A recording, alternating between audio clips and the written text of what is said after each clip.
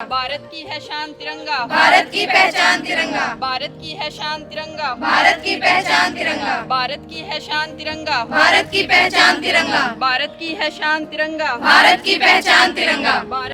तस्वीरें आप देख सकते हैं गवर्नमेंट कॉलेज भिरोड़ के एनएसएस यूनिट और स्टाफ मेंबर्स के द्वारा पौधारोपण कराया जा रहा है। तस्वीरें आप सबके सामने पौधारोपण करके पानी दिया जा रहा है। पूरी यूनिट को आप देख सकते हैं, स्टाफ मेंबर्स को और छात्र छात्राओं की तस्वीरें आप सबके सामने हैं।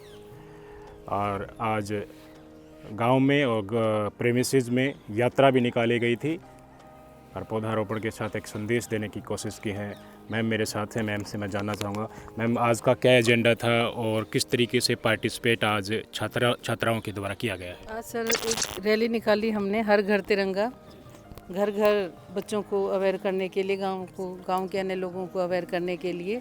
इसके साथ ही एनएसएस यूनिट की गर्ल्स की जो हमारी स्वयं सेविकाएँ हैं, इन्होंने 5 पौधे लगाए हैं आज। इससे पहले हमारा ये पूरा 10 दिन से हमारा पौधारोपण का कार्यक्रम चल रहा है। एनएसएस की यूनिट 2 ने भी लगाए हैं और हमारे रेड क्रॉस सोसाइटी के बच्चों ने भी लगाए हैं। इसके अलावा स्पोर्ट्स के बच्चों ने भी लगाए हैं। तो हमने ये पूरा पौधारोपण वीक मनाया है। और कौन कौन पार्टिसिपेट कर रहा था? शायद आप लीड कर रही थी इस कैंपेन को।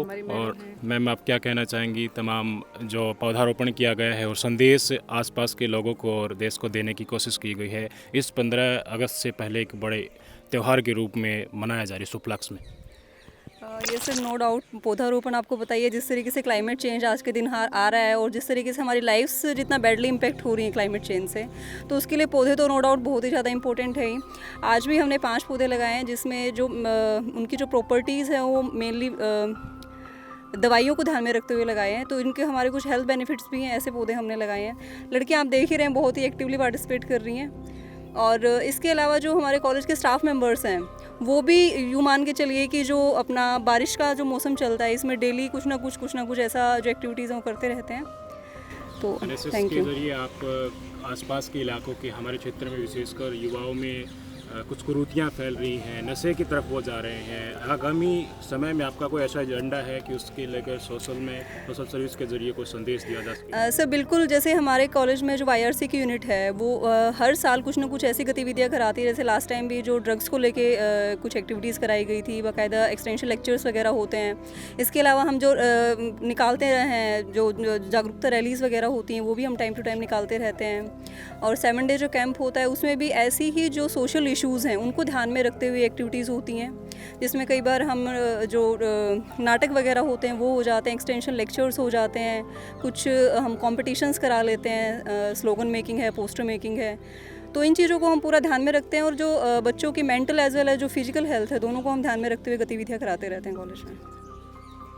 मैम छात्र छात्राएं लगातार एक्स्ट्रा करिकुलर एक्टिविटीज़ में पार्टिसिपेट कर रही हैं, संदेश देने की कोशिश कर रहे हैं।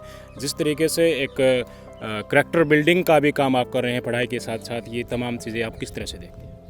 सर ये हमारा एक मेन मोटिव होता है कि बच्चे पढ़ाई के साथ साथ अन्य जो गतिविधियां हैं उनमें भी बढ़ चढ़कर भाग लें।